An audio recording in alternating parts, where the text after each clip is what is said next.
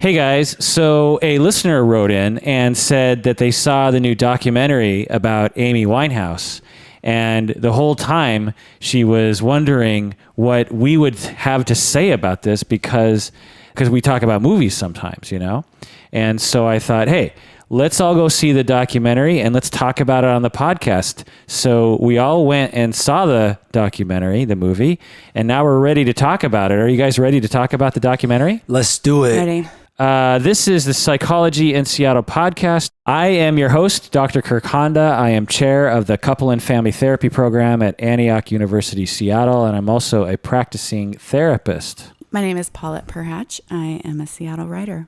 And my name is Humberto Castañeda. I am a bodyguard for a starlet who's on troubled times lately. Interesting. That's an interesting parallel. So I thought I would start with just what I knew about Amy Winehouse before she died, before the documentary. I thought we might just go in sequential order here, okay? So what I knew about her was her song Rehab. I remember hearing that song. It was huge in 2007 or 8 or something. That's right. And I remember seeing pictures of her, and I saw someone who was marketing herself as a tattooed retro rebel. You know, it was like she had an interesting combination of things. She was like low class England, and she was tattooed, but she was singing these super old jazz tunes, but her hair was like 60s bouffant beehive kind of thing. She had all these really interesting visual elements to her. The first time I heard of Amy Winehouse was also when I heard the song Rehab. I had not heard about her before. And I gotta say that until I saw the movie, honestly, I think that might be the only song I ever heard of hers. Really? Yeah. And I had an impression about her that was really negative. Yeah. I'm not saying the documentary, actually, I don't want to spoil the party, but I will say this. My preconceived notion of her was actually that it was another front, like a Lady Gaga type front. Like she was faking. I know I didn't think she was faking being dysfunctional, because I kind of got the sense like, man, this is a train wreck. But I also got the sense like she was proud of it or something. Right. And this, by the way, from like probably 5 seconds of media that I might have ever seen about her. Right. And the song itself. Right. And I felt that the song itself was kind of like so transparent. Like, because at first I was like, I thought it might be like, you know, tongue in cheek. Like, no, she's not really.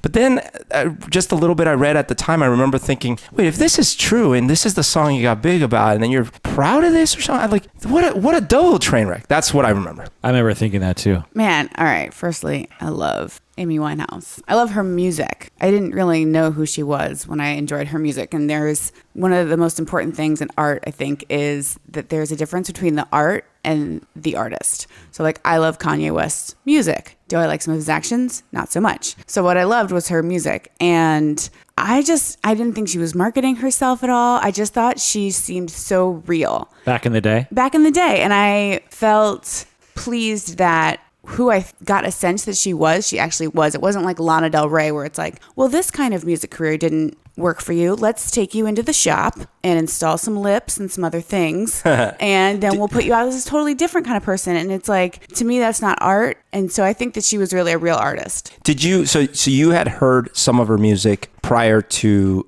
Rehab coming out? I'm not sure of the chronology. You know, it's kind of hard. I'm really bad at keeping up with music. I'm just like, whatever's on Spotify or here on the radio or other people playing. So I'm not sure exactly when I started listening to her music, but I have a really funny story about Rehab. I can tell you guys later. Later on in the podcast. Tell it now. Okay, so my mom loved that song Rehab. Like, and she did her like mom clap to it. She's so cute. And so she would always listen to it. And then it was years later, the song was already old, and my mom's mom was dying, and we were driving in the car, like from the home where she was dying to, back to this other house. And my mom was, obviously really sad. And she was just like, Paulette, we put on that Amy Winehouse song. And at this point, Amy Winehouse had already died. And I was like, I don't know, Mom, she really should have gone to rehab. And my mom was just like, I don't care. I need to hear it. So we just put on Rehab. And it was like this, I don't know. Like, I think that it was just a real song about what was really going on in her life. Yeah. Yeah. Did you know the other songs? So you listened to her album? Yeah. Back I to really Black? liked Back to Black. And I just especially like sad music like Bon Iver and just like soulful, I'm sad music. Yeah. Like Ray LaMontagne. I just asked my boyfriend to change. I'm like, can we listen to some Ray LaMontagne? He's like, it's not Suicide Hour. I was just like, fine. That's pretty much my entire taste. Suicide or you're drinking yourself to death. Yeah, I'm more like Berto. I knew Rehab. I had seen pictures of her, and I heard jokes about her on TV, and she was often a punchline. And then I remember seeing a bad video of her or a picture or something on the internet where she was so drunk or high or something and she was so bulimic that her panties were falling down while she was singing on stage. Have you seen this footage? No. Oh God. So ugly. She's so intoxicated and she's singing and she's so emaciated that her previously snug panties were slowly falling down her legs. And, she wore really short skirts. What? And she's just sitting there on stage singing and her panties are like saggy. Sliding down. Not like far, but saggy. You know what I mean? Like, Yeah. Like but yeah. She was so intoxicated she didn't know, and she's on stage in front of tens of thousands of people. Yeah, it's so bad. It's like why I'm glad there weren't camera phones when I was in high school. It was like, oh God. Because your panties were the sagging. videos that would have but equally inappropriate, crazy, weird stuff. Which is another element of this documentary. It's like now, whenever anyone dies, we're going to have hours and hours of footage to make a documentary about them. That is actually fascinating. I was thinking about something while I was watching the movie. You know how they show a lot of scenes, they make a point of it, I think, of showing the paparazzi barrage. Yeah. Right? A few things went through my head. One of them was, is it still like that? Meaning, do more and more of them use digital cameras, for example, where you might not hear so many clicks and things like that? Yeah. Are the clicks the flashes? And if the flashes are the clicks, are there different kinds of flashes nowadays that are, I know it's only been 5 years, but like in those 5 years, like a lot of shit has changed, And so I'm wondering, is it still like that? Because that alone can drive someone mad. It is, because in order to take even a digital photograph at night, or even like twilight, you need a flash. And is that what makes the sound? No, it's the camera, and digital SLRs still make that. Still have a mechanism that slaps. Okay, well, because the other thing it's on an iPhone. The other thing that I was thinking about it was, at first I was like, God, these vicious leeches, right?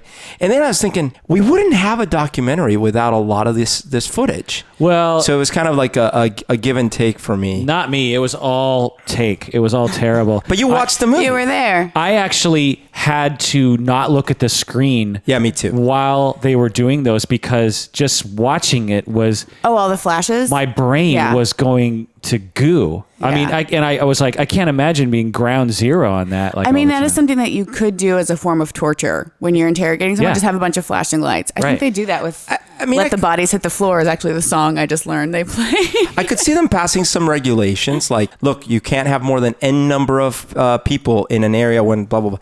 But I was thinking, it is capitalism at its probably worst. And yet I will stand by this one comment, which is that a lot of the footage they had was in fact from those kind of moments. Right. It's true. It's so weird. It's like when Kurt Cobain's diaries were published. I picked it up at a bookstore and I was like, oh my God, like I get to know what Kurt Cobain was thinking about in his diary. And then I just opened the first page and read the first line and I was like, oh, it made me feel horrible. And I just put it back on the shelf. So I don't know. And one thing that struck me was how I like when they update you with what age she is at certain points. And you're just like, she was 23. And you're just like, oh my God, she's 23. Like, I think back to what I was doing at 23 and would I want cameras following me everywhere? It's like, no, oh my God. But the last little bit I'll say that I knew about her before watching this documentary was, Berto, you remember Lita, right? Yep. Our first lovely Lita. The first Paulette was my friend from preschool, Lita Katibi. She was the third co-host of Psychology in Seattle. She was there in the beginning, and she is a singer. And great singer. And she loved Amy Winehouse and sings a lot like Amy Winehouse and has a similar style to her. And back in the day, I was in a cover band called the Living Room Butchers, because me and Berto were in all these bands where we had all this tech stuff and videos and lights and like electronic stuff and computers and videos and like everything was just super complicated. And so after that, I just wanted to like play music in my living room with friends, and we butchered songs. And so we were the living room butchers. And Lita, one of my friends, came over and we butchered Rehab. We played Rehab in my living room. And I remember thinking that Lita was very similar to Amy Winehouse in terms of her vibe musically. Oh. And then when I watched the documentary, it was even more so because when you see Amy Winehouse with just her and a guy playing guitar, and she's just singing and she has that sultry jazzy voice. Lita has been doing that exact same style since the late 80s. Wow. Crazy. And so she used to play with this guy who did the exact same thing, and they'd play like Moon Dance by Van Morrison or a Beatles song, and she would just do that total jazzy sultry voice. It's like if Amy Winehouse, I think she totally copied Lita Katibi. That's my point. So if Lita had just not gone to rehab, she could have been huge. Exactly. Like Grammy winning, Yeah. you know? So let's start the beginning of Amy Winehouse's life. So I took notes as I usually do while I watch a documentary. And I also looked on the internet for information. So this information might be wrong, so take it or leave it. But anyway, she was born in 1983, and she was born in North London to Jewish parents of Russian and Polish descent. Her dad was a taxi driver and her mother was a pharmacist, which I found to be sort of interesting given her life, right? Yep. She had an older brother who was 4 years older. I believe his name was Alex or something. Her mother's brothers were jazz musicians, which I thought was interesting. And her dad's mother was a jazz singer. And her dad, who was in the documentary, would sing Frank Sinatra songs to her. So there was a lot of jazz and retro stuff happening in her household while she was growing up. Because they didn't portray that in the documentary. No, it started right in on assuming that it came out of nowhere. It seems to have come out of nowhere in Yeah. her, right? It's like there's this 14-year-old girl singing like a jazz singer. It's like, Yeah, it's like, what? like yeah. Well, and even to the point that you are led to understand that her dad played almost no role in her life. right. Which is mostly true, but at the same time, it seems like there was a musical influence there. Yeah, we'll get to that narrative in a bit. Okay, so then in 1993, we're talking about the grunge age. She's 9 years old, and her parents separate. In the documentary, they highlight this moment when her parents separated. I love when the dad is just like, I think she got over it pretty quickly. And you're just like, oh my God. Yeah. It was really sad, actually. It's a common misunderstanding because what parents are looking for in their children is tears or some kind of like overt emotionality regarding the difficulty of their separation. But children don't do that, and adults don't usually do it either. But yeah, she was separate. There was sort of a theme, and tell me if you think this seemed to be true, that the documentary at least was trying to tell us that the parents were not all that nurturing of Amy. Did you find that to be true? Oh, I definitely found it to be I don't know if it was true in real life, but it's certainly the vibe I got from the documentary. And I certainly, from the documentary, got the vibe that the dad was very much to blame for a lot of her issues and lack of addressing the issues. I think that like when the mom didn't stand up to her and the mom will let her get away with murder, that can be a kind of neglect. Right. So I think that's one of the ways in which they weren't that nurturing. Right. It is a nurturing act to dedicate the energy to disciplining your child. So she says that when her parents separated, she rebelled. She said she rebelled at the age of 9. She knew she could get away with whatever she wanted, she said. And she also said she became quite depressed. And she said that music was her outlet at the time. She also learned how to tap dance. I read this on the internet, which I thought was interesting. They didn't have that in the documentary. And she also started a rap group called Sweet and Sour. Like salt and pepper. They didn't talk about that in the documentary, although she did. There was the allusion to rap You later. can't talk in about everything. Huh? I mean, you have to cut it down. It's a whole lifetime. But I always find it interesting what they choose to include and what they choose it's not hard. to. Yeah. I mean, I used to like write profiles of people, and it's hard because even there you're kind of having an opinion about what's important and what's not. Right. Actually, that is one of my complaints about the documentary is that I could almost accuse it of being exploitative. And because I say that because I am mostly just focused on her dysfunction.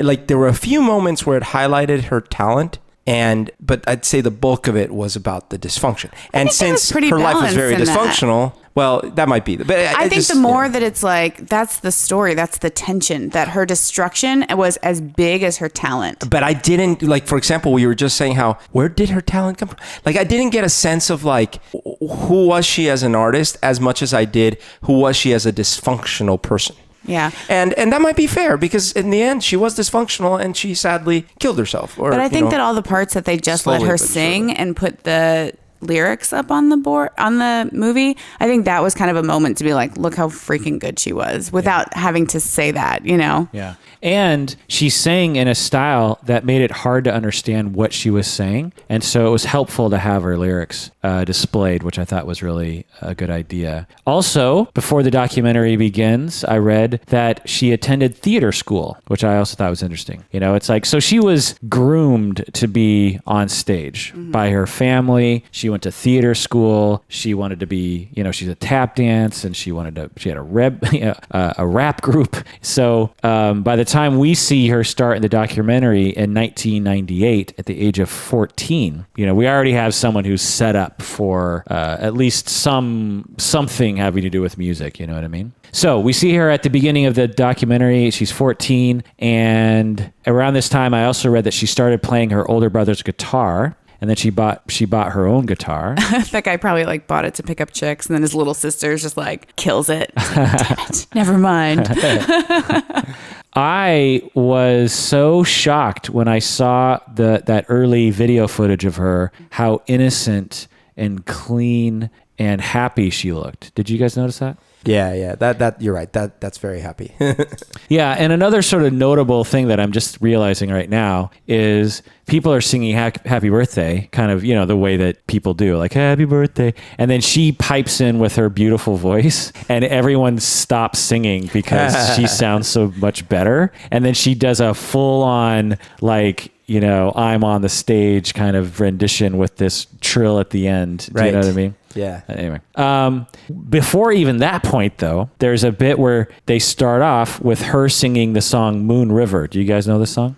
You don't know it, Paulette? Moon River, remind me. Moon River, wider than a mile. I want to actually talk about this song for a little bit. Can we talk about this song? Mm-hmm. Sure. So let me just tell you the lyrics, okay? Tell me what it means. Moon River, wider than a mile. I'm crossing you in style someday.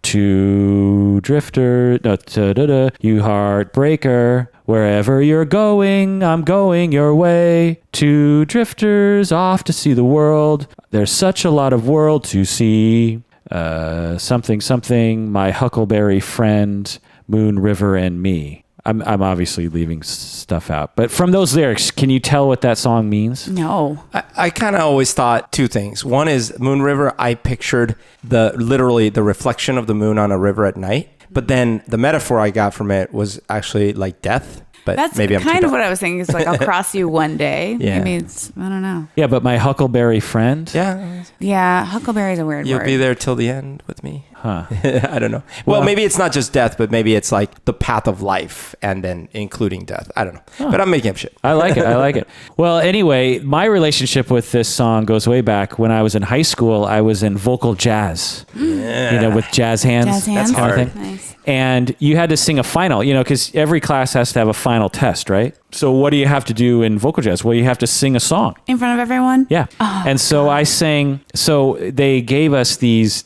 tapes that just had, it was basically like a karaoke tape with all these standards on it. And I just listened to all the different tracks and I was like, man, which one am I going to sing? And then this Moon River song came on. Right. And I'd never heard it before. And I was like, oh, I'll sing that one. So I sang it for my vocal jazz final. I don't know how I did. Don't ask me. I probably got an A. How'd you do? Probably got a name, no big deal. Because I'm awesome. But I fell in love with the song at that point. And then I found out that it was popularized by the singer Andy Williams and Audrey Hepburn in Breakfast at Tiffany's. That's right. Oh. So Audrey Hepburn sings that song in Breakfast at Tiffany's. Why are you making signs with your hands? Does she play it on a ukulele?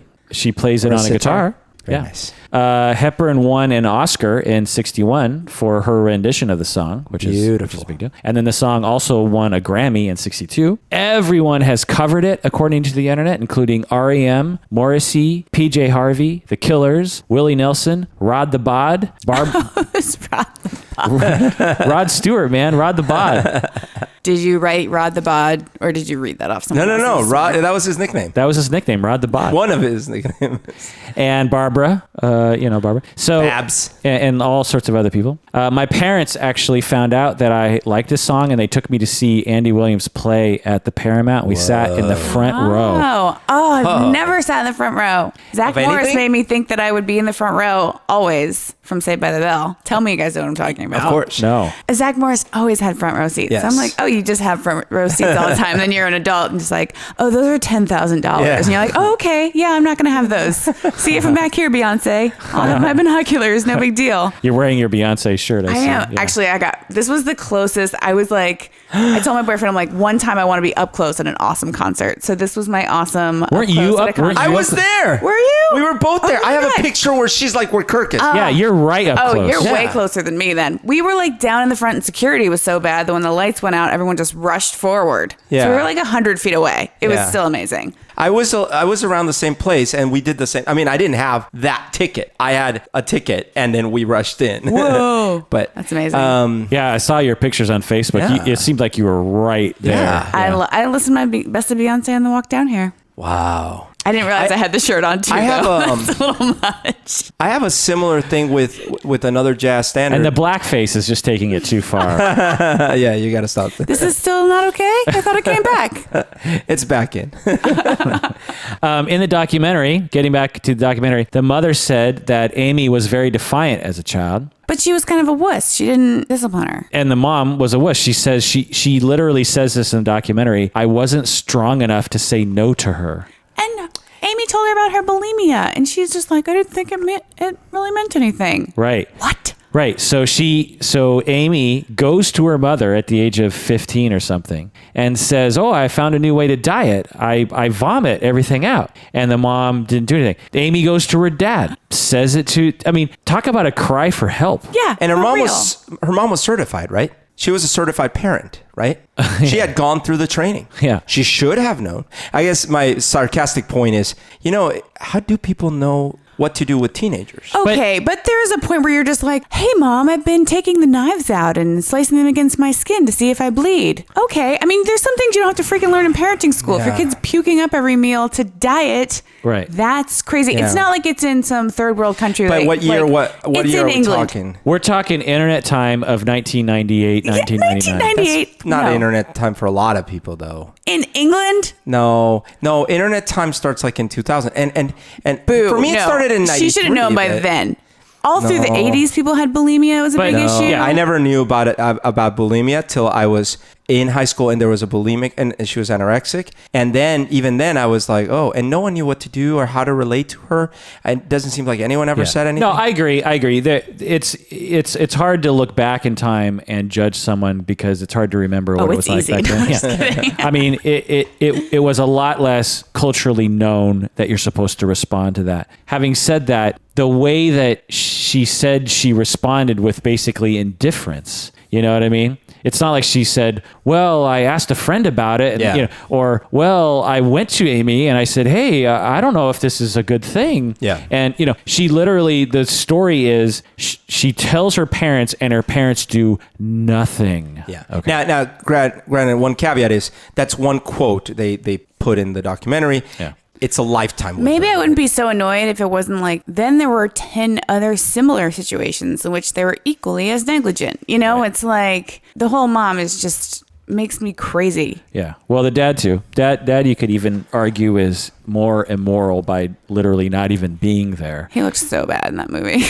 And okay, Yeah. so clearly she was crying out for help. Amy even said there's, interviews with her in the documentary saying that she needed discipline back then and her dad was never there. And I can't even, okay, I'm just going to kind of cut to the chase. I can't tell you how quintessential, how typical, how cliche Amy's life was. Really? Even with how everyone around her was? Well, she was mega famous, which was very, rare. But to me, after I kind of digested the entire story and documentary, if I just get rid of all of the fame, it's so mundane, the story. This stuff happens every day and it always looks the same, or not always, but this is parents separate, they break up, very common. Dad disappears. Dad doesn't pay enough attention. Daughter feels neglected, wants dad's attention, starts to rebel, feels depressed.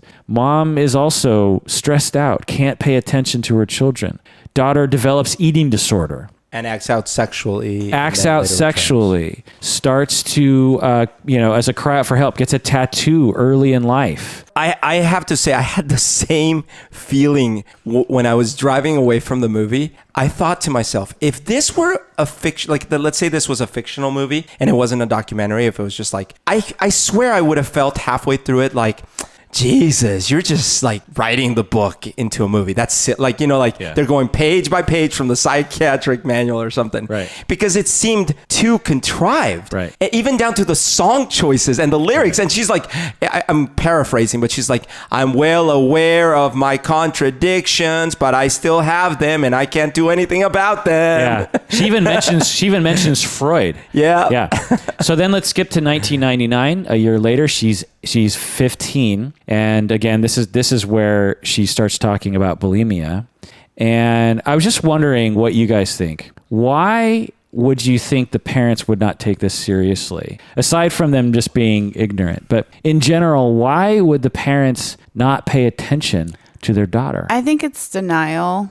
Why would they be in denial? Because no one wants to think that they're not doing a good job as a parent or their child is coming up a little crooked. If they believed that and had to accept that, what would that mean, and why would they want to avoid that? That would mean that they were bad parents and they kind of failed in this huge undertaking. And they would have to face that possibility. Yeah. So it's easier to deny and say, it's not happening, it's not happening. This is why I'm scared to have kids. So scary. Well, I don't know if it implies that they would have bought a ticket to Egypt, but what I do know is that they were very much from what you get from the documentary. So I don't know if this was all real or not, especially the dad. There was that obvious scene where they're like, hey, we tried to get her to go to rehab and the dad said no. And she has it in her lyrics. The dad admits it. He's like, I don't think she needed rehab, etc. I mean, Jesus. And like they said, maybe it wouldn't have saved her, but he was clearly in denial. Right. And he was clearly not helping her. Right. So here's what they didn't go into that I wish they would. That is more in my world, which is, what are the parents' childhoods like? What was their upbringing like? Yeah. Because I wouldn't be surprised if their own families had addiction and denial and neglect. They hinted at the mom, remember? They said the father's mom was more of a mom to Amy's mom, right? Than Amy's mom. I know that's confusing, but because she said my mom was never there for me, blah, blah. And the grandma was there. Yeah. So I have a question. If a family has a history of drug abuse and alcohol abuse, how should you be talking to preteens about that?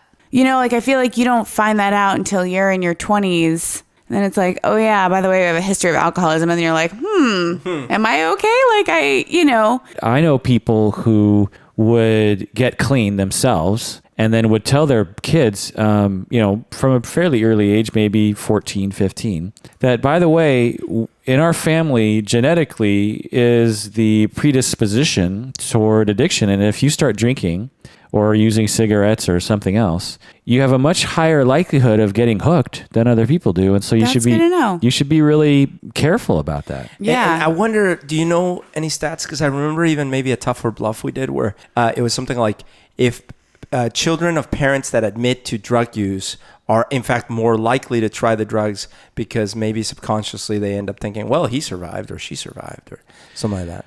Right. I forget. I mean, and of course, those kinds of studies are difficult to determine exactly what they mean. And they're funded by the DEA. Yeah. But I'm sure that research has found that if the main thing is to protect children from addiction is secure attachments and good upbringing that is stable and loving.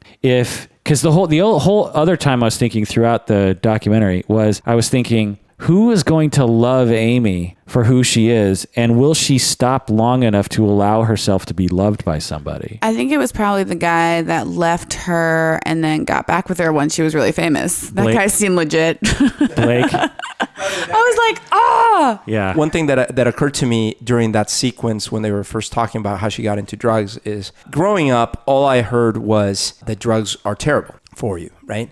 But I think there's a bug in how it's presented because the impression that I remember getting and I think is presented is you so much as taste one drug and you're basically dead. Yeah. Well, that screw you up. That was the right? 80s and 90s. Yeah. And I don't know, maybe it's a lot better now, but it's probably not. But so here's what I think happens with some people. I've seen it around my circles in the last 20 years. It's, hey, but these people do it seemingly every weekend and they seem fine. So maybe this is all BS. And then they actually rebel against the standard. It's like, you know what? This is all bullshit. Drugs are more than okay, blah, blah, blah, blah. Right. And then they don't realize when they get hooked and then they actually get addicted and blah, blah, blah. Right. Well, it's the same with food, our relationship with food and exercise. Yeah. It's a very complex thing. You know what I mean? Mm-hmm. I mean, simply put, don't eat as many calories and exercise a lot of calories off. It's a simple idea, right? Yeah. How come so many intelligent Americans struggle with that all the time? It's so ridiculous, though. Like just today, I read something that's like, you don't have to drink 8 glasses of water a day. I'm like, right. It's a billion different notions and behaviors. The same with substance use. If you're going to use substances, the navigation of how to use it with the least amount of consequences is a billion different decisions and notions. And so you as parents can help that with children. The way I presented it, just that one idea when I said as a parent, it's like, well, you say, if you start using, you have a greater likelihood of becoming hooked on it. Right. That's not, I didn't say, if you use once, you will become, this is weed and this is heroin and meth. They're different things. Right. You know, like, I think that's part of the problems. They're like, everything's lumped together. And I think, especially now, it's so much more accepted. Like, you look at a Rihanna video, it's like, oh, Rihanna's like smoking a bong in her video. And you're just like, okay, like it's becoming so much more normalized. And you're like, but still not meth or heroin, everyone. Well, like, but alcohol is even more accepted. Totally. And all of those things can be just as destructive in people's lives. And again, it's not that you drink. It's when do you drink? How do you drink? Do you drink to escape all of your problems all of the time? Yeah. Do you allow yourself, to feel feelings without turning to substances to modify it? Yeah. I mean, I think it's totally fine to like smoke and drink if you want to every now and then. But I think that especially with smoking, it can become like, oh, if you were drinking alcohol at the same rate, you'd be like, oh, there's a problem. Right. Right. And if you're high all the time, which plenty of people are, then something like 5% of Americans smoke every day. Nearly all of the people that live in the Himalayas are high all the time. God, what a fantastic joke. Getting back to the timeline, year 2000. The year 2000. Oh, you get it. The one joke we all get. Age 17. She starts getting recognition as a serious singer. For example, she was the featured vocalist for the National Youth Jazz Orchestra in Britain. See, I would have liked to know that. That's what I'm talking about. Yeah. Skipping ahead, 2001. She's 18. She meets Nick, who is in the movie quite a bit as a positive force in her life. Oh, that's true. I like him. Yeah, he's the talent scout and a good friend. We see a video of her playing a light blue Strat. Did you notice that? Or a Strat knockoff of some kind. Did you notice that she played a lot of Strats? I didn't actually pay attention to that. No. Oh my God. How can you not pay attention? I had a light blue Strat knockoff. Oh.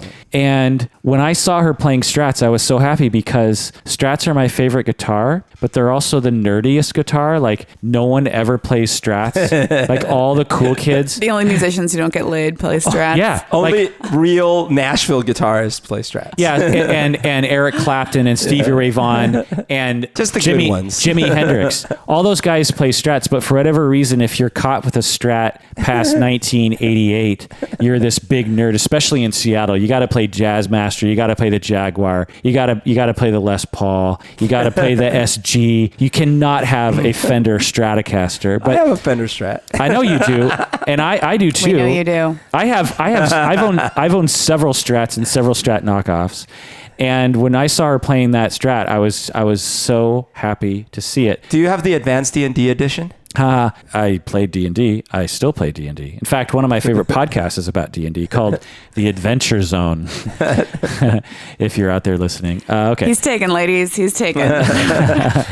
Well, I was paying more attention to her wardrobe choices. Yeah. So that's why I missed the Strat choices. Interesting. I also liked that they showed her playing gigs to no one. Since, Berto, you and I are musicians, we know that very well, playing gigs to no one in clubs. That's right. What does that feel like? I came to a show. Okay, so I've had gigs to no one. Berto's had gigs to no one. But there was this one show a few months ago where Berto's band played where, okay, usually when you say gigs to no one, there's usually like a bartender or like like the other band might be in the back corner. There's usually at least a smattering of people. It's never literally to no one. Well, this one show, and I went to Berto's, there was literally no one except for me. In the entire room, the bar was actually in a different room. And so it was Berto's band and me for the first 8 out of 10 songs. But just me. That's because you misunderstood what was happening. God. It was a love proposal from us to you. We didn't invite anyone else. There was just an Onion article that said, author gives her all with a reading to a group of 3 or a crowd of 9. And I was like, oh God, it's so true. I still love those events though. I don't know. No, it was a fun night. That's how art starts. It's so crazy. It starts so small, even when you make it so big. I gotta be honest, I'm a pretty selfish person. So when I'm playing, I suppose this is how it should be. I actually just enjoy playing. So even when we jam, unless I have a cold or something, I really just enjoy it. Oh, yeah. And I always just pretend like I'm playing to a stadium. It just doesn't, Well, I'm the same way, except I don't pretend I'm playing to a stadium. I like to play in that way so much that I actually don't like to play gigs, because playing gigs means I have to haul everything around. That's true. And I can get just the same satisfaction playing in our practice space by ourselves and have that inner peace, So I actually hate gigs, as you know, Berto. But then you don't make the big bucks. Yeah. Okay, so interesting observations that I had, or things that I noted from the documentary right away, is that she had a very classic voice. She kind of had a Billie Holiday-ish kind of situation. Oh, yeah. Even, she got the highest compliment from Mr. Tony Bennett, right? Yeah. Right. He was like, Oh, yeah, she's the like stuff he up says. there with these other Ella and all these guys. Yeah. That was awesome. Yeah. Yeah. I really loved her. Personally, I would not put her even close to Ella Fitzgerald. Very few people can get up that high in my mind. I don't know if did he say Ella? I don't know who he said. He don't know. said some people. Yeah. He named names. Also, she wrote her own music, which was amazing. Amazing. And great lyrics, actually. Yeah. But I by the way, so remember how at the beginning we said what we thought about her before? Having heard the movie, now I'm actually really interested in getting some of her early stuff, especially. And this is so tragic, and they kind of called it out in the movie. The song Rehab does not at all showcase her talent. Yeah. It's a great, catchy song. I never liked it that much, partially because I felt guilty of the fact that might actually be a real story. Yeah, you're like, I love this song. Should I don't love know, it? Should though. you Yeah. go into it, like you're saying? But what I will say is some of those songs she was playing, I was super impressed with. The lyrics, the melodies were so interesting and complex. And Yeah. I'm going to absolutely use the iTunes music thingy to get her music. All right, I think My Tears Dry on Their Own and Love is a Losing Game are like 2 great songs. And Tears Dry on Their Own is a little more up, and then Love is a Losing Game is like super slow. Okay. And nice and amazing. But I mean, she doesn't have that much music, so it's not that hard to listen to everything she had, because that third album was like, just kept getting pushed back farther and farther. Yeah. Another thing that was pointed out that I want to remind people of is that her friend Nick said that she had a way of making people feel very important and then very unimportant. And this is something I see a lot in therapy, and it's something that I see a lot personally. is this way. I don't know if you've had a friend like this. I just realized I'm totally writing a character that does exactly that. So I want to hear how he thinks she does that so I can steal that. Yeah, it's essentially a minor borderline is what we might call it, but essentially it's a way of seeing other people and a way of coping with closeness. It's also I don't want to get too technical, projective identification that they're recreating. Essentially what happened was she was growing up and she's a little girl and she really wants to be important and loved and paid attention to and cared about and held and safe. And she didn't have that. Too close to home. Right. She felt unimportant. She felt uncared for. She felt adrift,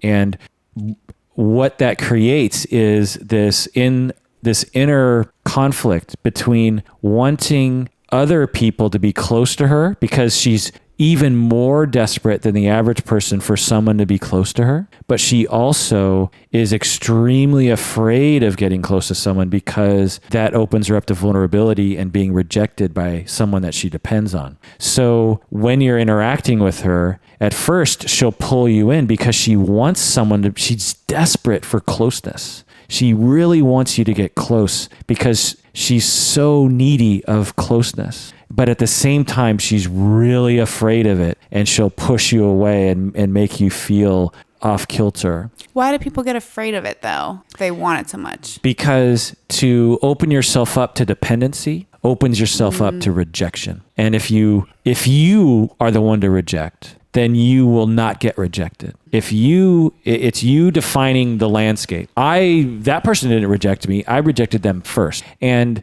people with this sort of upbringing will do this literally to everyone around them. And Nick was talking about that. And she almost says that in her songs, at least one of them that she was playing, where the lyrics were something along the lines of like, I had to take the step to end it or to whatever, right? I'm totally like butchering it, but it was about her and Blake or whatever his name is. And it's that kind of thing like, oh yeah, I had to make sure that I was the one to like stop this or whatever. So is that always just from neglect or can it be from other things too? Yeah, it's basically betrayal. It's basically rejection. It's basically not being cared about. And that there's many roads to that result. Okay. I think it fits with what I have going. I'm excited about that. You could be abused. You could be neglected. You could have someone die. Anything that compromises that needed attention that children need from both of their parents. I think that works with the plot that I have going. I'm excited about that. Awesome. It's so hard to write fiction. Ugh. So I can so identify with that my mom exited my life day to day when I was about 3. Yeah. And she stayed in my life. The way Paulette's leaving you right now. That's right. The way she's you're re-abusing me. What's the thing that you call out when someone is re-traumatizing you? Trigger warning. Trigger warning. Trigger warning. Paulette got up to get a glass of water just as Berto started talking because she was about like, abandonment I was still issues. listening. I needed water. No, but basically, so she leaves my dad and I, and so I developed that kind of push-pull with women. The idea that I desperately want that attention, but I will also end it at the first sign of trouble or do something to end it or do nothing to end it, but by doing nothing, ending it. And I had that repeatedly with, looking back with several early relationships where it was like, this one's about to hurt me. No, I'm done. Or you men. Or this one's going really well. I'm going to not call her at all or take her calls again. Yeah. Like really ridiculous behaviors of either complete preemptive strike or like avoid or feeling at unease when something's actually going well. Yeah. And, right. And I feel that's that feeling. It's like, wait, things are going well. Why do I feel uneasy? Well, that's because that person now can hurt you. If they call you up and break up with you, you have another example of being rejected. I feel like adulthood is always just this extreme reaction to childhood. It's just like whatever happens in your childhood, you're just like, it's crazy. Yep. Everyone, it's so hard. And you're like, oh, I know I'm like this because of this. And yet you're like, well, I'm still like that, so I don't know how to fix that. It's almost like you should have a little reset button by the time you hit 18. Oh my God. Yeah, I know. And I try to keep thinking that I can change, but I'm like, I'm 33. And at some point, evolution's just like, well, you're old enough. You probably have kids. You don't have to learn anymore or change anymore. You're just like set in your ways. But I keep, I don't know. It's like trying to change or just accept whoever the hell you are. Yeah. Evolution, like you're saying, evolution's like, wait, you're still trying? Yeah. What? You can die now if you want. Yeah, go ahead. We're kind of done with your purpose. Yeah. So some other things about Amy is that you might turn to sex in order to modify and modulate this as well. Wait, I'm sorry. What? Sex for modifying and modulating? Well, because when you modulate a man's nether regions, From D to D flat, or when you are desperate for closeness and security, a very quick road to getting pseudo closeness and pseudo security is through sex. We know this. Yeah. Berto really knows this. If you become very sexual and very seductive, men, and you're hetero, men will respond to that, and you will feel sought after, and you will feel like people love you, and you will feel like you have closeness. But at the same time, you're setting yourself up for feeling like you're just a piece of meat, and your only worth is your sexuality and your body, which ultimately is rejecting even if the man actually does have feelings for you, because you'll always wonder, is it just because of the sex that he loves me, or is it something else? Let's do an offshoot podcast for middle school girls, and we'll just tell them how life works. Having said that, in 2 weeks, I'm going up into the mountains for a camp, and I'm going to talk about sex ed to children. You've done that before. And I've done it before, and I'm going to do it again. You can't stop me. It sounds terrible, but it's a good thing. You would have gotten away with it, too, if it weren't for those meddling kids. Yeah. So there's that. The other thing is a way of getting friends, a way of getting closeness and getting camaraderie is through sneaking off behind the bushes and smoking weed. If you are desperate for closeness and for security and love and attention and a group of people that you can depend on, then especially with marijuana, because it's sort of low-grade illegal and you have to do it away from a crowd, that if you get with the weed smokers, you instantly have a little group of loyal friends that you depend on each other because of the law and because of the teachers and your parents. That's right. Now you're going way too close to home.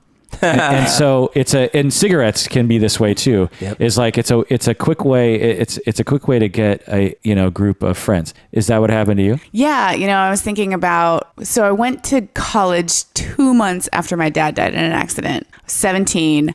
And I mean, it was just bad, it was just so bad. And I went to one of these schools that like some years is ranked as the #1 party school in the nation. So What school? University of Florida. Oh, Florida. Oh, man. I seriously, I was in shock even until I think a month after I arrived, it hit me. And it was like the worst year of my life. So I think after that, you kind of are just like, you feel like such an outsider that you want to feel like an insider again. And I'd had this funny experience when I was 17 where I had been drinking and smoked weed for the first time and puked everywhere. So I hadn't tried it again until years later. And that was definitely, you're like, you just feel like your little group is like the bad kids and you just like the bad kids because everyone's like funny and crazy and smart and bad. And those are my kind of people. Right. It's not like they aren't good friends, but it can be, and actually it could be even a good thing. It's like, oh, we have this thing together. I can depend on you people to smoke weed with me behind the bushes. But it can also be a bad thing because it locks you into particular people. It's also dependent on substances in order to get closeness. It's not,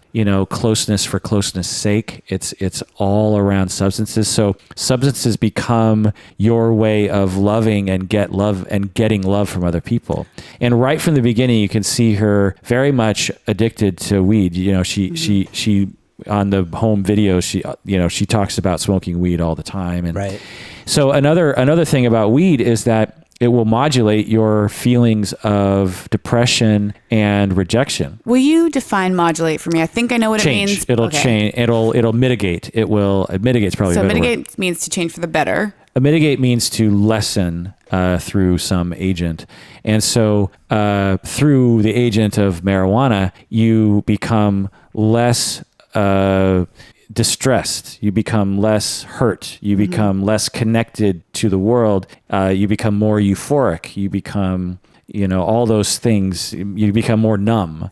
And so right away, she's using marijuana from an early age. Probably, now, what people say is like, oh, she's just a druggie. She likes to get high. But, she had several moments where throughout the documentary where clearly she knew it was a bad idea for her to use, right? Well, and she was also on quote unquote legal drugs. And she mentioned she was on Erzapan or something. And I want to say that I think labeling on any level is destructive or just not the way to connect with people. And what I love about people's stories, especially when people tell their own stories, is I always say like no label survives story. If you hear someone's story, you're just like, oh, because everyone really is a human being and we're all born in these totally different circumstances. Yeah. So you never know what someone else is going through. There's a lot of this going on right now with the Ashley Madison leak. And people are just like, you don't know what my situation was. My husband stopped having sex with me 20 years ago or something like that. So I don't know. I think that that's what documentaries can do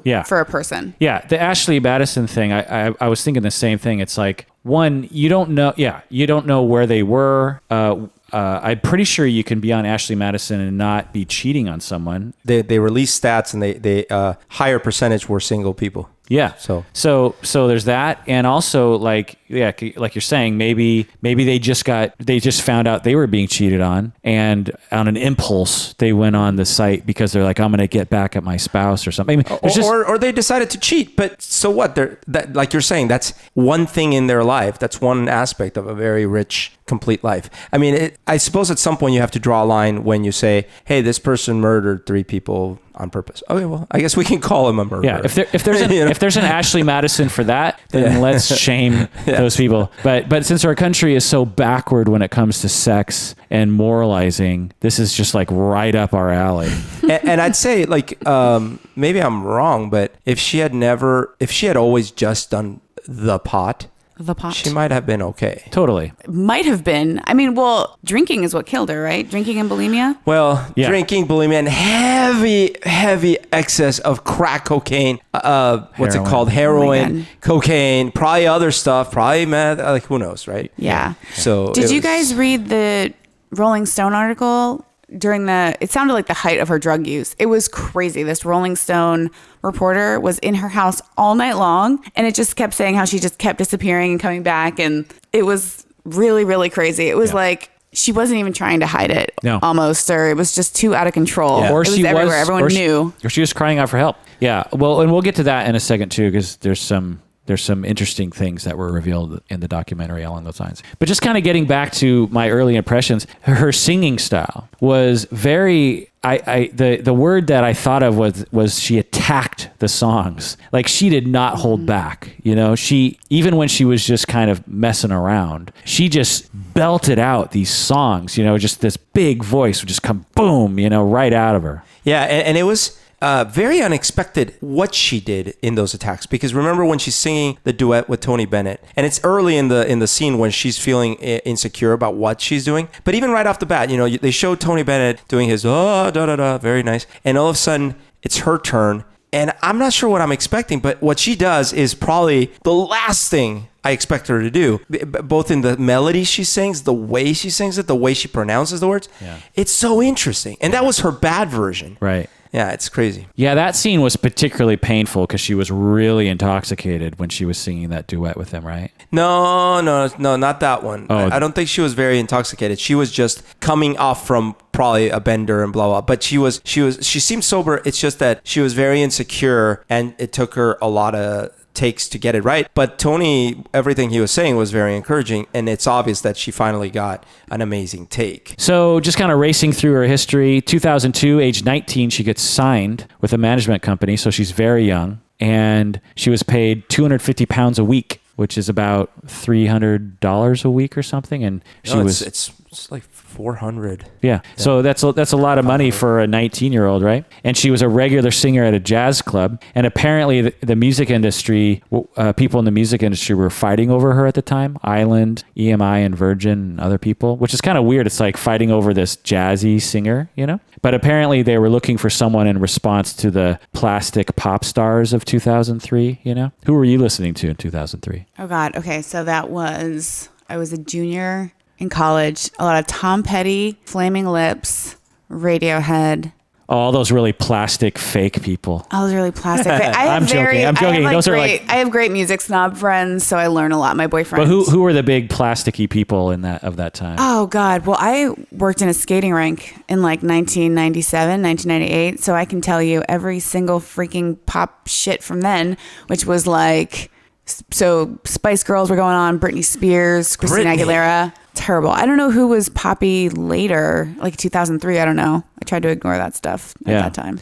I loved it when she was talking about how she was super angry at her producers for putting fake strings on her first album, Frank, because I just love it that right from the beginning, she's just like, do not put fake shit on my songs, you know, because that's such an easy thing to do. It's like, oh, we need some strings here. Well, I have a whole bank of fake strings that sound really good that no one will be able to tell. Let me put some fake strings on here. And she was really angry at them and like yelled at them. Right. And she had no problem just yelling at her label saying like, you fucked me on that song. And when people interviewed her about that album, she was like, I'm really only about 80% behind that album because of what they did to that song.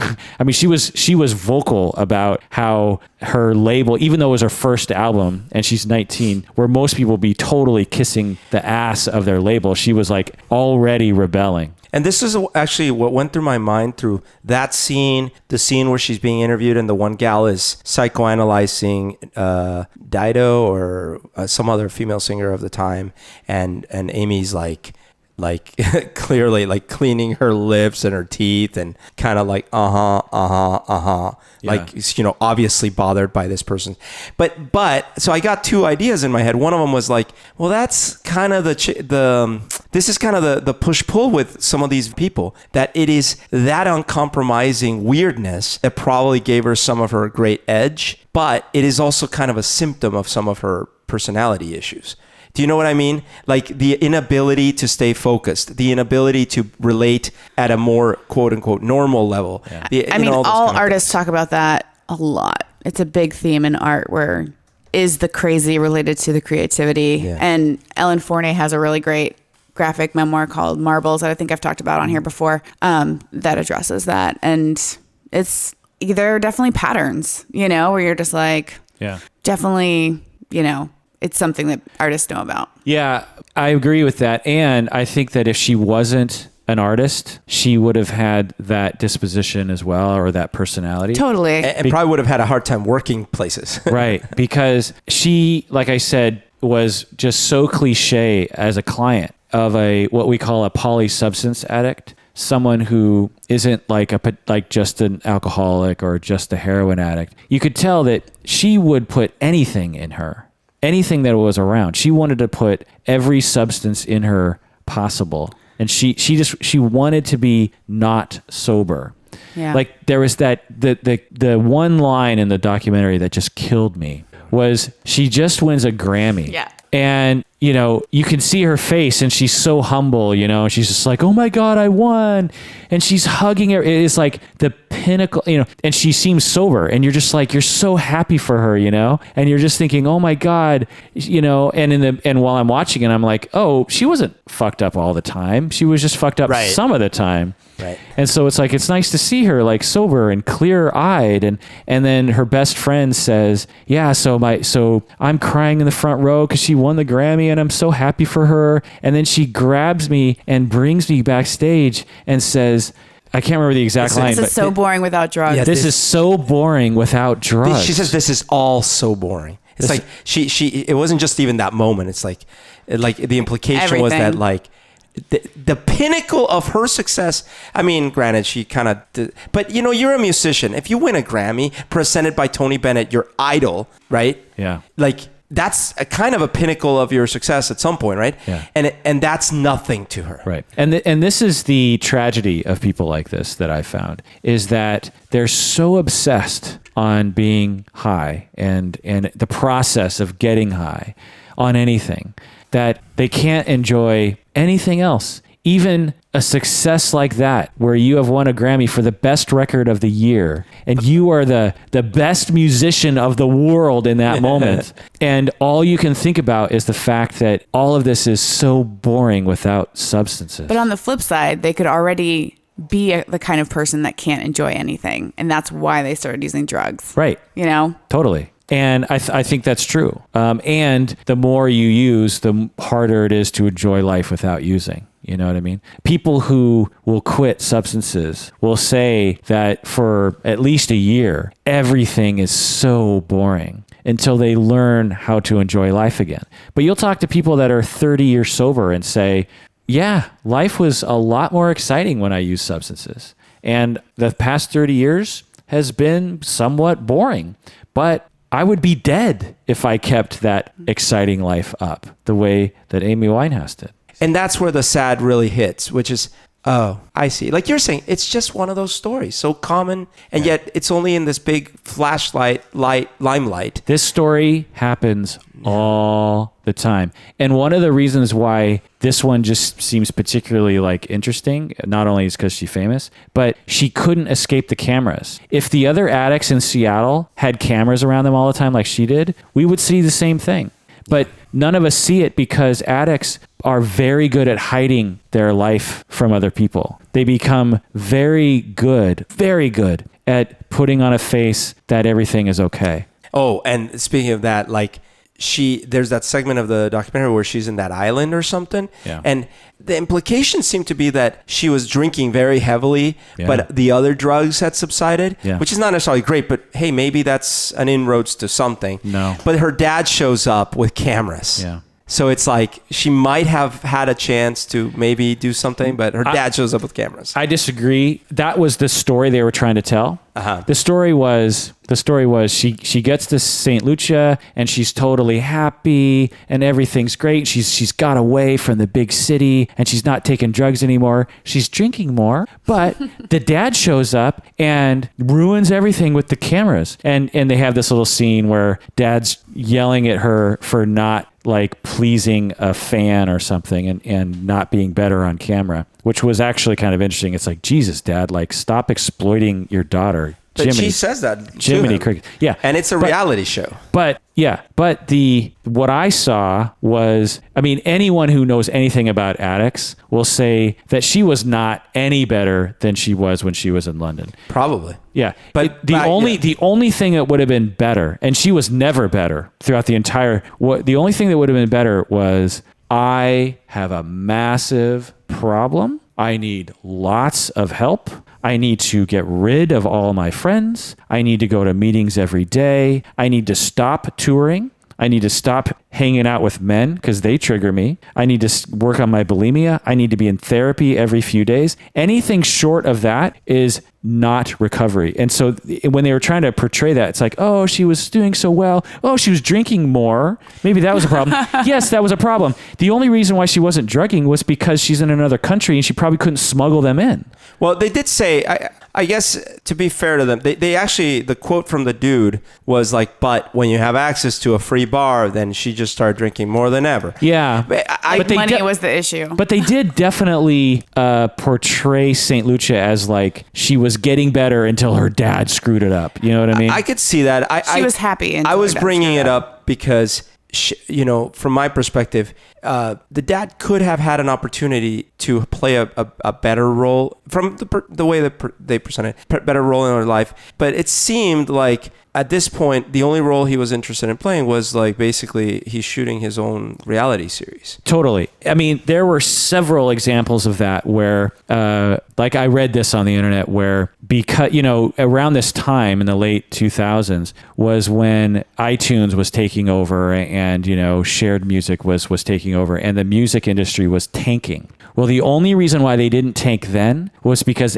Amy Winehouse was selling so many records I mean, she sold so many records around the world. She was huge everywhere. And without that income, they would have failed.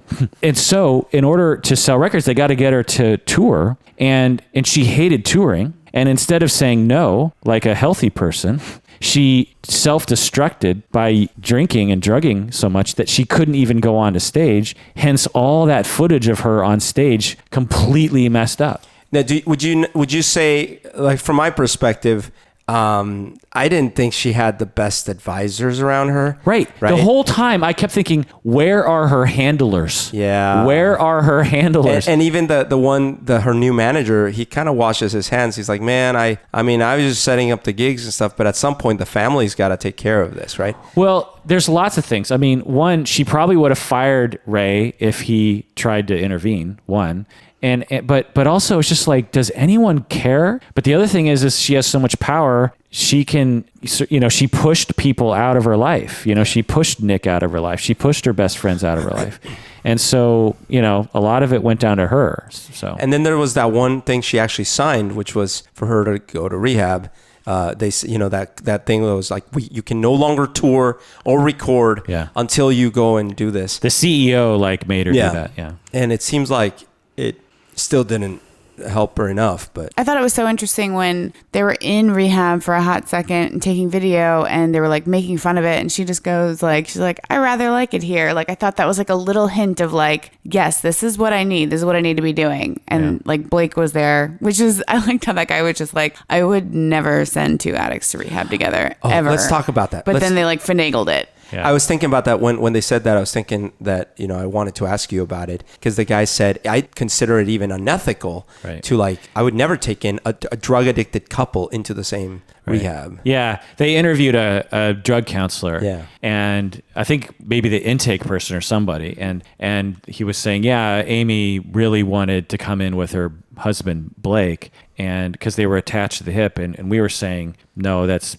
not recommended. In fact, it's even potentially unethical. The reason why you would say unethical is that it's substandard treatment. That it'd be like saying, if someone says they want to come in, and it's like, I'll only come in if you let me shoot up heroin every day. Oh, sure. You know what I mean? You'd be like, no, that's bad treatment. Yeah. You know what I mean? And so, and in the addict world, they wisely have the notion that you can also be addicted to relationships, and that your dependence on relationships also has to be recovered from, in addition to your dependence on substances, in addition to your dependence on bulimia. And so you have to abstain from relationships. They'll say that when you're in early recovery, they say, do not involve yourself with a romantic partner. Don't do it, because that's essentially just opening the door to relapse. And so now, having said that, as someone who's outside the chemical dependency world, I'll say that I don't believe in that as dogma or as always the case. You can certainly have two addicts, in my mind, as a couple, go to rehab and recover just fine. But there's also a lot of wisdom to saying that they need to split up. Well, I think especially, I don't know that they knew this, but especially seeing that he was her enabler and she was his enabler from what they showed, right?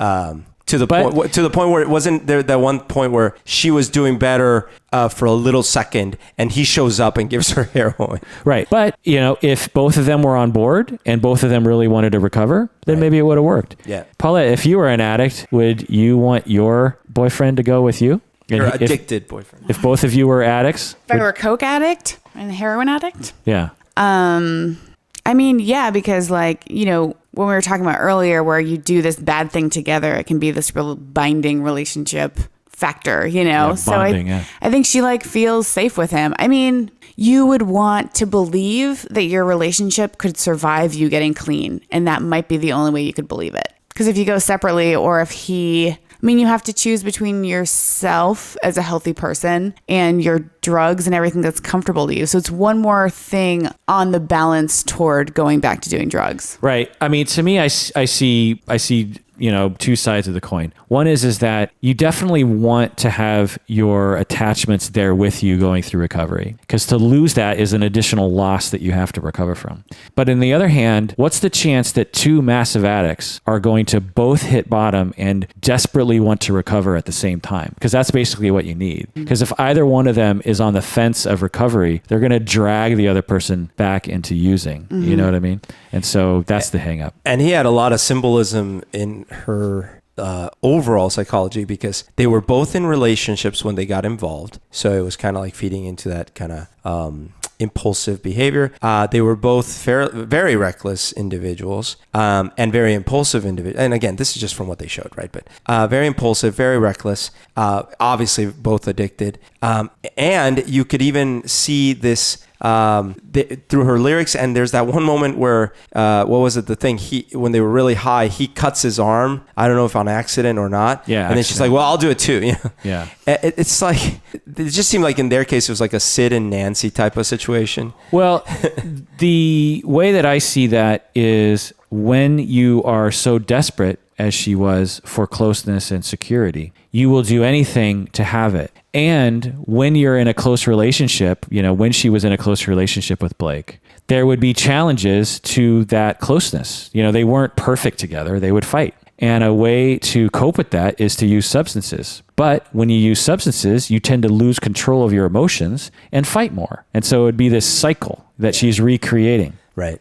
And so yeah. So she's massively famous. All the paparazzi, which is freaking crazy in England. I mean, we thought America was bad, but England is holy crap. And in the midst of all this, her grandmother dies, who was basically her mother. She was extremely close to this woman. She apparently was her emotional mother growing up, you know what I mean? And she dies, and she goes completely off the deep end at that point, right? She starts using more substances. She starts using her eating disorder even more. Then Blake comes back, as you pointed out, Paulette. I just thought that was just hilarious. It was like, oh, Blake broke up with me. And that was very telling too, the way she reacted to after Blake broke up with her. I felt like they didn't even talk about the tattoo she got. I was just like, it's on her chest and it says Blake and it's got like a little pocket. Yeah. It's like, I carry you around in my pocket, Blake. Yeah. But like after a breakup, she gets that tattoo? That's insane. Oh, she got it after they broke up? I believe so. Like from the footage, I didn't see it when they were together, and then I only saw it afterwards, but I don't know for a fact. Yeah. Yeah. They really portrayed her clinginess well. You know what I mean? And again, when you are insecure and you find someone that will pay attention to you and love you, you will hold on so tight because you're so desperate and you've been missing it your entire life, and you'll regress. I mean, she seemed like a young child next to him, like a 4-year-old clinging to her father, because she needed that corrective experience given her childhood neglect. And it seemed like when he went back to his girlfriend, that's when she, as a way to like, in her own words, like put a final dagger in it, went back to Nick, and she sang about that and commented about it. Yeah. So it was like, as we were talking about the self-defensive techniques, he hurts her by, okay, you know what, I'm going back to my old girlfriend. And then she tries to do the same by going back to Nick, therefore, unfortunately, using Nick in the process. Right. So skipping to the end of the story, I didn't realize that she died so later in life. To me, it was like she was massively famous and then she died. How old was she when she died? She was 28. And it was 2011, and Back to Black came out 4 or 5 years before that. So, and she was already pretty famous in England before that and using substances a lot before that. I mean, she had a long run. It's amazing she lasted as long as she did, honestly. Yipes. And so she was found dead in her room by her bodyguard. Her bodyguard apparently came in the morning and, nudged her, and she didn't wake up, which was very common for her to do. Mm-hmm. And then he came back in at 5 or 6 hours later and poked her again, and she was in the exact same position. And then he was like, uh-oh. And, she had already died. Oh my God, he probably felt so bad. He did feel bad. Her heart had stopped. The doctor had said that she had a 0.42 blood alcohol level, which is, 4 to 5 times that of the legal limit, which is in the state of Washington, 0.08. 0.4 sounds like a lot, but to a to an addict, it's actually not that much.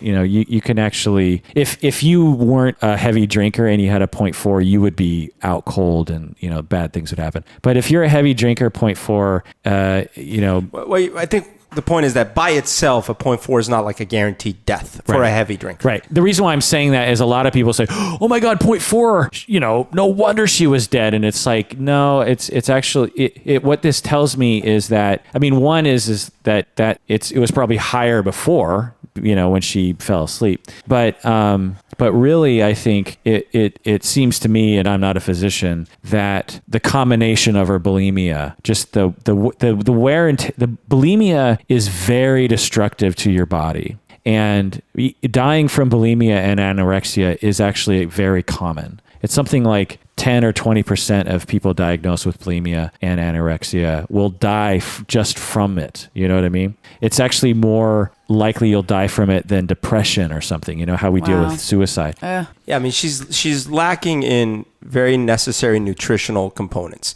She has probably esophageal, like early stage esophageal cancer at some point, right? And she has repetitive stress to her heart for years. Like hardcore, just abuse.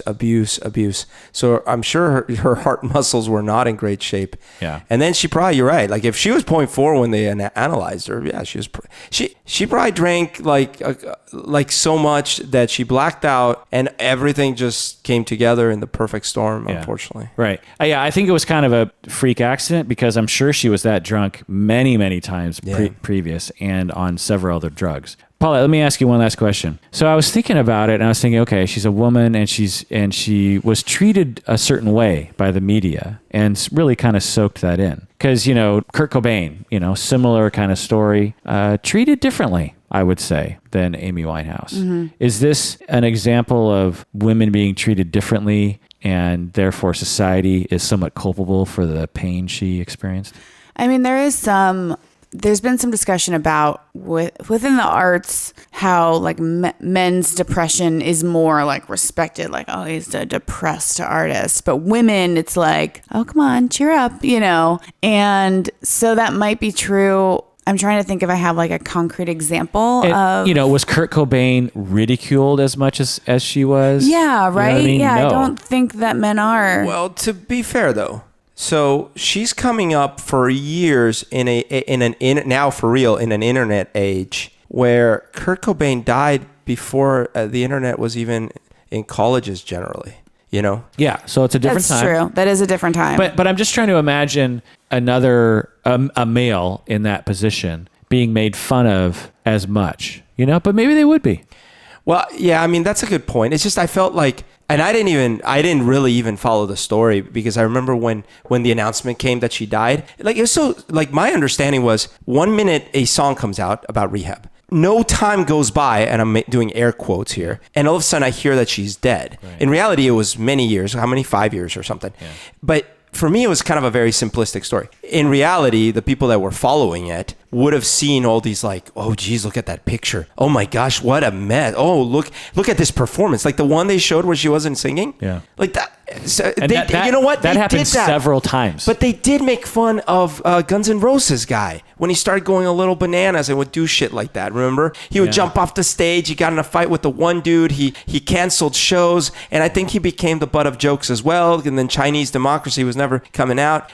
So I'm not fully defending like women have not been made more fun of in similar situations. I'm just saying I don't know that Kurt Cobain is the right example. Right. But it just seems like there's something different to the whole story, Like if she was a man, would her handlers have treated her the way that they did treat her? It's a question. That's a good point. Because she hated being on tour and they would force her on tour. They would wait till she was passed out and then like put her on the plane, like B.A. Baracus on 18. While she's on stage trying to get off stage, her bodyguards would push her back on stage. Yeah. And I'm just trying to imagine if you were, Justin Timberlake, if your handlers would do that to you. Although, do you remember in the Kurt Cobain thing in the documentary? Because I never knew that he had these terrible stomach problems, which might have been celiacs or something really bad. Like he had these terrible, debilitating stomach problems. Yeah. And I seem to recall something about how he would get very little sympathy from the the record company and stuff like that. Yeah, but somehow it seemed like Amy Winehouse was particularly not in control of her life, you know, in a way that other famous people seem like they would have been given that control. Well, maybe she wanted someone to do it all for her and to take care of her, right. You know, but they weren't. They were being selfish about it. I don't know. It was really weird. And I feel like there's so many situations in life. Like, I feel like everyone's worked at a job where the office, like some kind of insane situation is going on. You're like, I can't believe this is real. And it just takes one person to kind of lead this madness. And she was kind of leading her own madness, and everyone just let it happen. Lastly, I'll say that many people would see this documentary and think that the result was inevitable, that she was bound to kill herself this way. And it certainly seems that way, but I'm here to tell you that it isn't. I've seen plenty of people like her recover. She could have been saved if she were given good, stable attachments. If the entire system, family, the handlers, the CEO, the boyfriends, if everyone was talking to a therapist, good therapists. And I'm not saying that all therapists, so cliche for therapists to say they should have been in therapy. I'm not talking about just any old therapy. I'm talking about like coordinated, good, sound therapy, and with clients that actually want to make things better. She, after an extended period of recovery, which would have taken years, especially with bulimia and all the other things, she could have led a happy life. It would have been more boring, for sure. It would have been boring, but it would have been one with happiness and one with a clear mind. She could have been that way. I've seen many people recover that way. Imagine if she had a better diet and she had better sleep and her stress level was lower and she had better control over her life. Imagine if her attachments in her life weren't users and they really paid attention to her and the media wasn't breathing down her neck all the time. I think that it could have happened, and it's a tragedy that it didn't. Anything's possible, for sure. You just look back and you're like, oh God, so many things could have been different. Like ridiculously different. Well, there have been stories, not like thousands, but there's been stories of people that were famous musicians that have gone through heavy addiction and surfaced, and now they are older and might die a little younger than they might have, but they survived longer than freaking 28. Yeah. There's also sadly many stories of the 27-year-old musicians that die. But yeah. I had a thought that like having friends had friends that are addicted and stuff. I've often felt like, man, like you should like I wish that it was something like if you're addicted, you have to go to like this addict jail for a few years and you don't get out.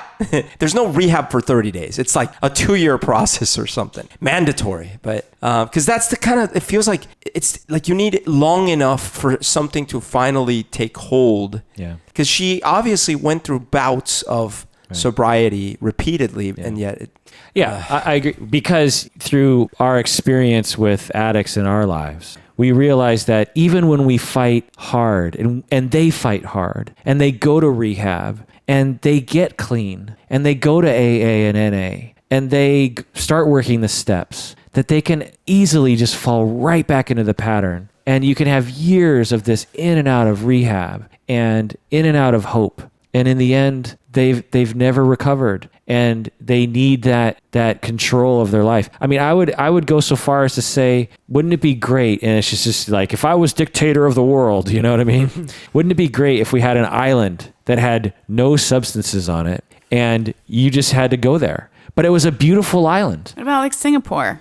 Yeah. The wrong one, but yes. I mean, it's not an island, but isn't it that all drugs are legal? Well, I'm saying I bet you that there are tons of drugs you can get there. Really? I've just heard that they have like really severe punishments. But they also have one of the biggest black markets in the world. Oh, really? Okay, well, an island somewhere in the middle of the Pacific, and you got to go there, and you're forced to go there, and you just sort of live with it, and you recover. Yes. And you don't have to work, because honestly, it'd be better to pay someone to live on an island somewhere than to deal with all the destruction. Cheaper. Yeah, that they deal in our own society. I fantasized. There was someone in my life that had addiction problems, and I fantasized often. Man, if I were like a billionaire, I would put him on a boat, all staffed with the right trustworthy people, for like 2 years. Like seriously, like just and in the middle of the ocean. Great, it's just like a nice yacht and stuff, but no substances. Period. You know. Right. But of course, this is all.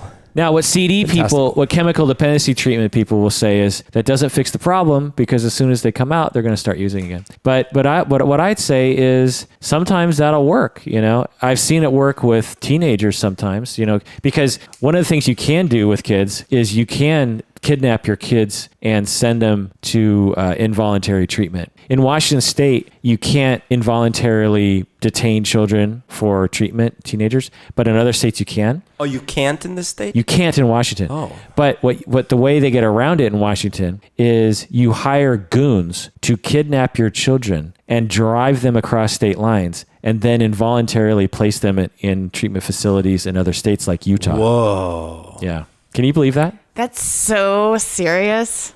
I've worked. Do they tell them like this is what we're doing? Or is it you just think you're getting kidnapped? No. They tell you that,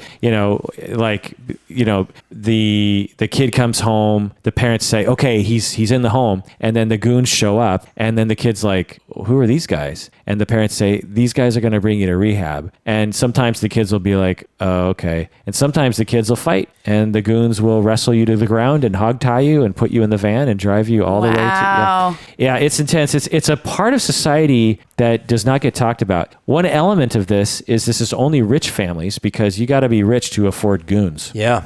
And rich to afford these mental places. Goons are pricey. You're taking notes. Are you going to write this? I just love situations where you should write a story like that. Heard of that situation, and that's just, I have a page called the Story Idea Orphanage, and it just is scrolling for like 5 minutes of all these crazy story ideas that I have. You could investigate a real story like this and write about it and be huge, because again, it sounds crazy, right? That your parents hire two big, goons. I would think of it as a fiction short story from the point of view of one of the goons. Oh. Where you're just like, this is my job. Because I love, some people like, this is my job is crazy. That'd be awesome. Like, this is what you do every day. Yeah, that sounds like very cool, because you could see the movie. It's like, it starts with this guy. You think he's a bad guy. He's driving, or he's in the passenger seat. They put on a mask or whatever. What's going on? And they go and they take this kid. And then in the moment where it's revealed what they're doing, he goes, this is my job. Yeah. Blah, blah, blah, blah. And the voiceover comes in. Yeah. Dude, we should produce the movie. Yeah. Let's get it made. Right. Be like Jaws, but with kidnapping. Yeah. I'm good at kidnapping kids. I was always good at kidnapping. Oh, whoa. All right. Any final words for Amy? You're the Amy expert. I know. I don't really believe in like an afterlife. So it's just like, she was here, now she's gone. We still have her music, and that's... Well, there's that one song, If There's a Rock and Roll Heaven. Oh have you heard this song before? Nope. Oh my God, it's so funny. Do you know the song? Maybe, but I think so many people loved her, but not enough people loved her. Booyah. That's my final thought. Well, that does it for another episode of Psychology in Seattle. Thanks for joining us out there, and please take care of yourself, because you deserve it. Bye. Bye.